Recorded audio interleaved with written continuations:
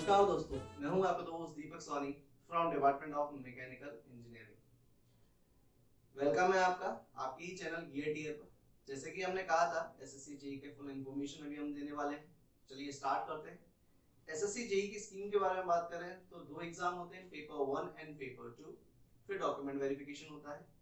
तो पेपर 1 की बात करें तो पेपर 1 200 मार्क्स का है। 2 घंटे का हमें समय मिलता है जिसमें इस एग्जाम को पूरा करना होता है। Paper 1 is computer based test. Objective type question आते हैं, मल्टीपल चॉइस क्वेश्चन होते हैं जिसमें 100 क्वेश्चन आपके टेक्निकल पोर्शन से होंगे जो आपके ट्रेड रिलेटेड होंगे एंड 100 क्वेश्चन नॉन टेक्निकल होंगे। जिन 100 क्वेश्चन में दो पार्ट होंगे, 50 क्वेश्चन होंगे आपके जनरल इंटेलिजेंस के एंड 50 क्वेश्चन होंगे आपके जनरल अवेयरनेस के। ठीक, ये हो गया 100 पार्ट नॉन टेक्निकल का और 100 part technical, that is related to your trade, जो आपकी मैकेनिकल, सिविल और इलेक्ट्रिकल कुछ भी हो सकती है। बात करते हैं पेपर 2 की। तो पेपर 2 डिस्क्रिप्टिव टाइप है, रिटन फॉर्म में आता है, रिटन एग्जामिनेशन के तौर पे हमें देना है। इसमें भी हमें 2 घंटे ही मिलेंगे और 300 नंबर का एग्जाम होता है। चलिए बाद में बात करेंगे कि एग्जाम सिलेक्शन प्रोसीजर क्या है। उससे पहले हमें एजुकेशन क्राइटेरिया या एलिजिबिलिटी क्राइटेरिया की बात करते हैं। तो एलिजिबिलिटी क्राइटेरिया में पहला क्राइटेरिया होता है एजुकेशनल क्वालिफिकेशन।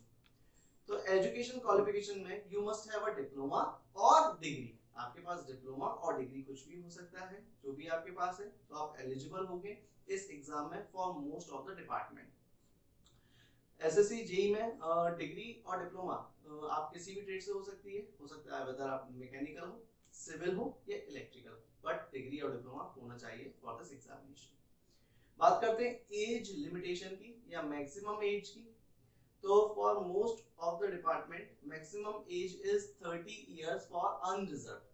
जनरल कैटेगरी के लिए मैक्सिमम डिपार्टमेंट ने जो मैक्सिमम एज लिमिट रखी है वो है 30 years, but CWC and CPWD ने जो मैक्सिमम एज लिमिट रखी है वो है 32 इयर्स।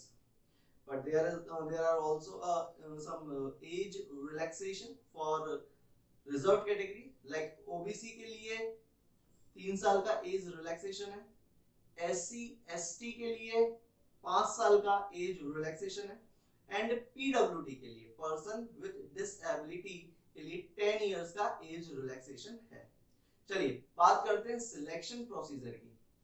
तो देखिए बहुत से लोगों को ये डाउट होता है कि CBT 1 is of qualifying, that is paper 1 जो होता है वो क्वालिफाइंग नेचर का है, ऐसा नहीं है। तो स्टार्ट करते हैं सिलेक्शन प्रोसीजर के लिए। सबसे पहले आपको पेपर 1 क्वालिफाई करना होता है, उसका एक कट ऑफ लिस्ट निकलती है। उस कट ऑफ लिस्ट से आपको ज्यादा मार्क्स लाने होंगे तभी आप पेपर 1 क्वालिफाई कर पाएंगे। पेपर 1 क्वालिफाइंग नेचर का नहीं है, मैं पहले बता रहा हूँ, फिर से बोल रहा हूँ, आगे बताऊंगा ऐसा क्यों। पेपर 1 जब आप क्वालिफाई करते हो उसके बाद आप पेपर 2 के लिए जाएंगे जो कि डिस्क्रिप्टिव है। पहला ऑब्जेक्टिव टाइप था, दूसरा डिस्क्रिप्टिव रिटन टाइप होगा। पेपर 2 जब आप क्वालिफाई करते हैं तो पेपर 1 प्लस पेपर 2 के मार्क्स ऐड करके डॉक्यूमेंट वेरिफिकेशन के लिए कट ऑफ लिस्ट जारी करी जाती है। और डॉक्यूमेंट वेरिफिकेशन की जो कट ऑफ लिस्ट होती है उसमें नंबर ऑफ सीट्स का ट्वाइस और थ्राइस कैंडिडेट्स को कॉल किया जाता है फॉर डॉक्यूमेंट वेरिफिकेशन। ठीक है, इतनी बात समझ में आई। तो यहाँ से हमें ये बात समझ में आ गई कि पेपर 1 बहुत इंपॉर्टेंट है, क्योंकि जो डॉक्यूमेंट वेरिफिकेशन की लिस्ट है वो पेपर 1 प्लस पेपर 2 का जो ओवरऑल मार्क है उसके बेसिस पे आता है। एक बात बहुत अच्छी है पेपर 1 के लिए कि नॉर्मलाइजेशन होता है इसमें, क्योंकि कभी कभी ऐसा सुनने में आता है कि किसी शिफ्ट में पेपर इजी आया था, किसी शिफ्ट में पेपर हार्ड आया था। तो नॉर्मलाइजेशन की वजह से जहां हार्ड आता है वहां बच्चों को एज मिल जाता है और जहां इजी आता है वहां बच्चों के कुछ मार्क्स कम हो जाते हैं। नॉर्मलाइजेशन आपको मालूम हो या नहीं मालूम, मैं बता देता हूँ। नॉर्मलाइजेशन से मार्क्स कम भी हो जाते हैं, मार्क्स उतने भी रहते हैं, मार्क्स बढ़ भी जाते हैं, depends on your paper difficulty.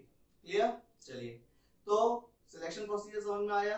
Paper 1 देना होगा, क्वालिफाई करना होगा, पेपर 2 देना पड़ेगा, जो ओवरऑल मार्क आएंगे, डॉक्यूमेंट वेरिफिकेशन की लिस्ट जनरेट होगी, कट ऑफ मार्क्स से ज्यादा मार्क्स लाने पड़ेंगे तब आप क्वालिफाई हो पाएंगे। डॉक्यूमेंट वेरिफिकेशन के बाद मेरिट लिस्ट जनरेट होगी। मेरिट लिस्ट या फाइनल कट ऑफ, अगर आपके मार्क्स उससे ज्यादा हैं तभी आप रिक्रूट होंगे, तभी आप मानेंगे कि हाँ आपको एक सीट मिल गई है। ठीक है, ये था complete discussion SSC JE exam के ओवरव्यू के बारे में। चलिए, अगर आपको वीडियो पसंद आया हो तो लाइक करिएगा, शेयर करिएगा एंड सब्सक्राइब करिएगा।